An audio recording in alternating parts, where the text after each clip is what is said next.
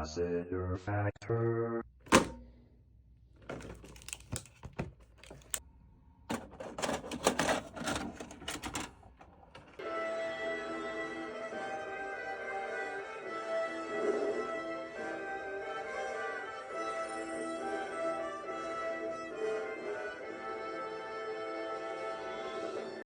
What's up, all my movie-loving maniacs? This your boy Bangful B of the Lassiter Factor, and after rewatching the first Aladdin back in June because of the passing of Peabo Bryson, rest in peace, and Aladdin and the King of Thieves celebrating its 30th anniversary this month, I wanted to go back and rewatch the Aladdin sequels from back in the day, starting with Return of Jafar, so let's review. So in Return of Jafar, Aladdin is living the good life inside the palace with Princess Jasmine, and the Sultan makes him the Grand Vizier, which was the position Jafar was. Speaking of which, Jafar and Iago made it out of the sin that they were basically sent into after the events of the first movie. Jafar, he comes back to vow revenge on Aladdin by trapping him as a genie and inside the sand. Now, of course, I'm a huge fan of the original Aladdin, and I did have both sequels on VHS back in the day, Return of Jafar. So, yeah, I guess you can say that I might let nostalgia win on this one, but at the same time, I'm also not going to give it a pass for some of its flaws.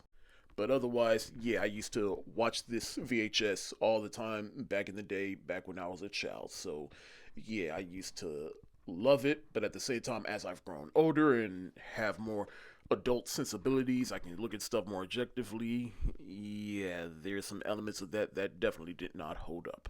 And I also understand that this movie was essentially kind of like the pilot episodes or the entire pilot episode of the Aladdin cartoon from back in the day, which I did catch on TV a few times, but I never really religiously watched it. But on top of all that, people considered this the catalyst for the straight to video sequel trend that Disney was doing back in the day. And it's crazy how back in the day, Disney's trend was straight to video sequels, and now we have live action remakes of their classic films.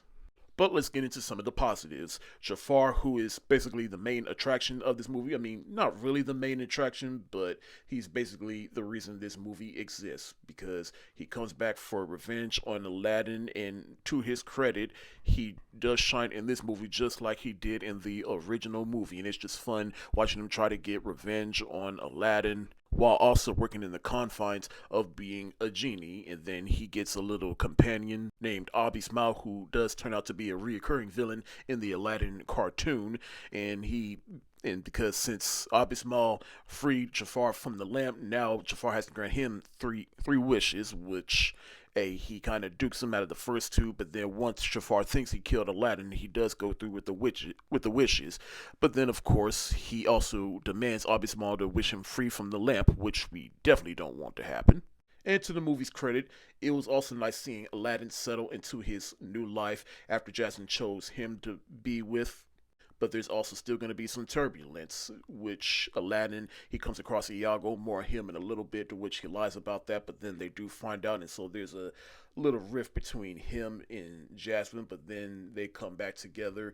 I do feel like it is kind of a rehash of the first movie a little bit, but they don't harp on it too long. I do appreciate that all the original voice cast from the first movie returned for this straight-to-video movie, all except one, which I'll get into in a little bit. But first, let's get into Iago, who is both a positive and a negative for this movie.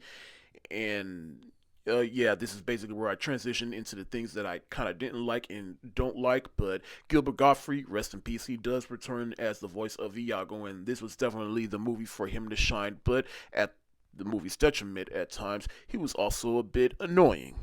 If this movie was Jafar trying to get revenge on Aladdin, this movie was essentially Iago's redemption story. And as for the genie, who in the first movie was voiced by Robin Williams, but he did not show up for this movie because him and Disney got into a little rift over the marketing of that movie. Robin Williams, he didn't want the character to be featured heavily in the marketing of the first movie, to which of course Disney did, and then Robert Williams got upset about that and didn't even return to voice the character in this movie. So instead, he is voiced by Dan Castellaneta. Forgive me if I mispronounce his last name, but from what I understand, he has extensive voiceover work, including the voice of Homer Simpson from The Simpsons. And while nothing is ever going to make me forget what Robert Williams brought to the character, I did think that Dan did an okay job trying to match the energy that Robin Williams brought to this character. And I almost forgot the music in this movie. It's serviceable at best. It's nowhere near the music of the first movie, but it's okay. I'd say some standouts was the beginning, in which it's the Arabian Nights song, a callback to the first movie. Iago's song was I did like the Genie song a little bit, but my favorite was Jafar's song. And finally, the animation within this movie. Obviously, it is nowhere near as good as the first movie, but that's by design, because this movie, from what I understand, was made by the Toon Disney division, well, the television division, because, hey, like I said, this is basically the pilot episode for the television series. But even for television standards, I'd say the animation was still pretty decent, though. By design, this movie is not as good or as spectacular as the first movie, but at the same time, I'm also not going to forget that I was the right age when this straight-to-video movie came out, so therefore, I'm going to kind of let nostalgia bias win on this one, but at the same time, I'm not going to ignore the flaws that this movie has. So I will give Return of Jafar a mid thumbs up emoji, which I think is pretty fair. Thank y'all so much for watching. Have you ever seen Return of Jafar? Did you have this movie on VHS back in the day? Whatever your answer is, let me know in the comment section below. This your boy, Thankful B of the Lassiter Factor. Stay safe, wash your hands. Peace.